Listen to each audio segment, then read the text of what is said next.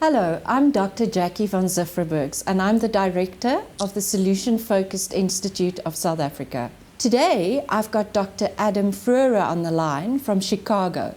Adam, you and I spoke in February about how walking this pathway in language, the language pathway with a client, also possibly creates a neural pathway for the client. Can you elaborate on that a little bit for us? Yeah, there's the brain research is becoming so much more available and I think even user-friendly. But I think the essence, as far as it relates to this component of solution-focused brief therapy, is a concept of neuroplasticity and the idea of the brain is always changing, and neural pathways are changing.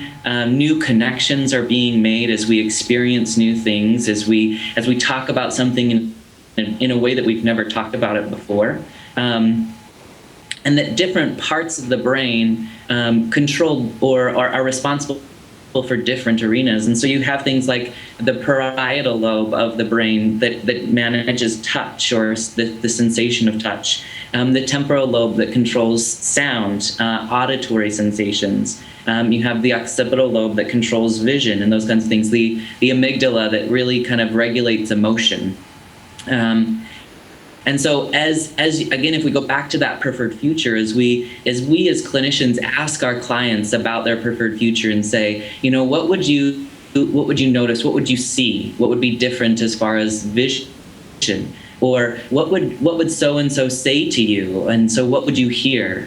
What's the first thing you would eat that day? As we purposefully touch various parts of the brain, and that can even be around emotion. I know one of the critiques of solution-focused brief therapy oftentimes is that we ignore or overlook emotion. And I think that doesn't have to be the case. In fact, I would say we probably shouldn't. And so as we touch that amygdala portion of the brain, and we ask them about their feelings and emotions on that preferred future day, we're helping new connections, new ideas to be connected, new neural pathways to be developed, or rehearsing, going over a neural pathway that's already been developed. And so the more that we do that, the more pieces of the brain we can touch, or the more times we can go over a certain neural pathway. Okay?